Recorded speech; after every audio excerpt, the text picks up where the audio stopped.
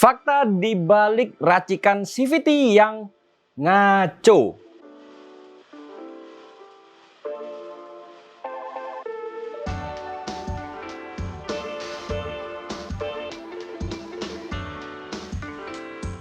Racikan ini sebenarnya sah-sah aja ya mau digunakan oleh semua rider termasuk aku ya. Karena ukuran-ukuran part tersebut memang sudah disediakan oleh beberapa aftermarket ya. Maksudnya dari merek atau brand yang memang ditujukan untuk kebutuhan-kebutuhan tertentu. Makanya di video aku yang sebelumnya yang bukti racikan CVT yang ngaco itu gak salah di merek atau brand aftermarket ya, tapi lebih ke salah meracik atau orang yang menyarankan untuk meraciknya seperti itu. Karena tiap merek atau brand yang aftermarket itu memang menciptakan berbagai macam ukuran yang ditujukan untuk kebutuhan-kebutuhan tertentu yang bisa dibilang spesial ya. Untuk roller yang jauh lebih ringan ya, lebih dari 2 gram, itu biasanya ditujukan untuk yang tanjakan, daerah tanjakan seperti itu, atau yang kebutuhan wheelie yang sering angkat begini. Sedangkan untuk roller yang lebih berat ya, biasanya lebih dari 2 gram, itu ditujukan untuk jalanan yang panjang. Jadi pecinta top speed itu bakalan suka banget. Jadi ya untuk memacu motornya jauh lebih kencang lagi. Begitu juga untuk versi VT dan versi entry-nya ya, itu juga ada kebutuhannya masing-masing yang seperti aku tulis di sini. Lalu pasti akan ada 2 pertanyaan ya.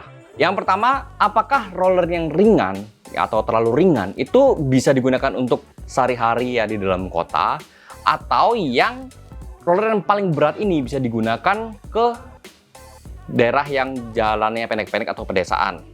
Lalu pertanyaan kedua adalah, kalau versi VT-nya yang berat ya, yang 1500 atau 2000 rpm itu apakah boleh digunakan untuk sehari-hari? Ya. Jawabannya ini aku samakan ya antara pertanyaan nomor 1 dan nomor 2. Ini jawabannya ya boleh dan bisa. Nggak ada yang ngelarang, nggak ada yang kayak menghakimi apa gimana, nggak ada gitu loh.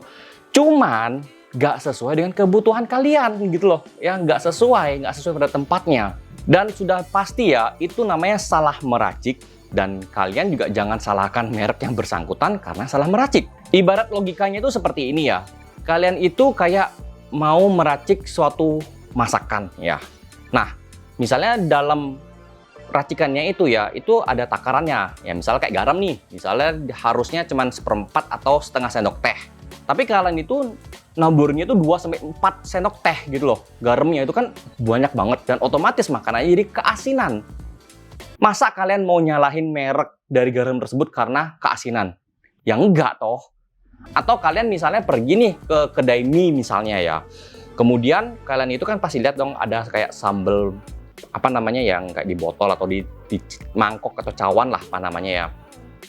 Itu kalian pesen mie, kemudian namanya sambal kan masih pedas ya. Masa kalian ambil semuanya, mungkin campur aduk jadi satu mie, kan otomatis kepedesan. Masa kalian bakalan nyalahin sambalnya itu atau kalian mau nyalahin yang punya kedai mie? Kan enggak toh. Ini sama aja dengan namanya meracik CVT ya. Dimana ukuran partnya itu memang beraneka ragam. Terserah mau dipakai untuk apa gitu loh ya. Tapi masing-masing itu punya kegunaannya masing-masing, diperuntukkan untuk kebutuhan masing-masing. Dimana tidak bisa disamaratakan semuanya pada satu kondisi. Kasusnya pada racikan yang ngaco ini ya. Dimana rollernya itu dibuat turun banget, ringan banget. Tapi versi VT-nya itu dinaikkan, dikeraskan gitu loh. Ini yang menurutku kebutuhan sehari-hari yang tidak masuk di akal, yang bisa dibilang nggak nyambung lah ya, bisa dibilang ya memang ngaco dan pastinya hasilnya nggak enak. Mungkin si rider ini dapat info dari seseorang ya, entah itu dia memang bilang enak atau memang coba-coba, atau dari mekanik yang menyarankan untuk memasangnya seperti itu. Jadinya kayak mengira bahwa dengan racikan yang seperti itu ya, yang ngaco seperti itu, bisa mendapatkan akselerasi dan top speed secara bersamaan yang hasilnya bagus. Tapi nyatanya adalah kondisi seperti ini menghasilkan gerung, ngeraung, ngeden. Gini ya teman-teman ya, tahun lalu aku sudah pernah bikin video tentang namanya settingan CVT yang ngaco ya, yang bikin gerung, ngeraung, dan ngeden ya. Itu ada di sini linknya. Oke, makanya aku itu eksperimen untuk meracik CVT ya untuk harian, untuk dapetin yang sesuai, yang tepat, yang aman dan nyaman itu sampai 5 tahun loh ya. Itu sampai aku bisa nge-publish hasilnya itu tahun kemarin. Jadi ya kurang lebih sampai sekarang pun aku juga masih namanya meracik ya untuk bisa lebih baik lagi gitu loh. Karena ya sampai saat ini memang racikan yang aku bikin memang ya aman dan nyaman tentunya. Seperti yang di video kemarin yang baru tayang. Itu konsumenku yang langsung bilang loh ya. Dan tentunya aku juga sudah pernah namanya meracik yang ngaco seperti itu ya. Pengalamanku cuman bertahan 3 bulan doang kayak gitu dan langsung selesai. Ganti lagi ya nggak kuat. Ya, nggak enak.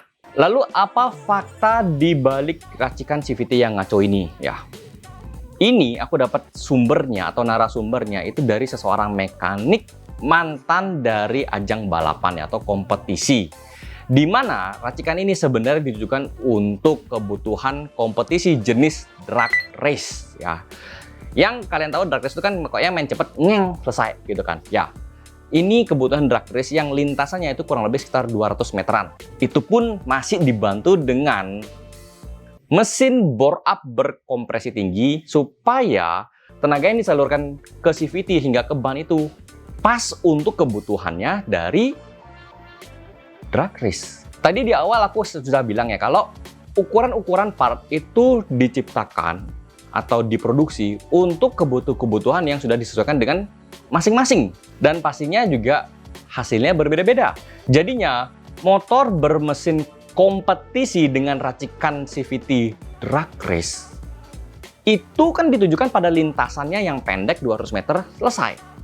Nah, ini kalian aplikasikan ke motor standar yang jalur lintasnya itu kan berbeda-beda ya. Ada yang panjang, pendek dan sebagainya karena kan kita pakai itu sehari-hari.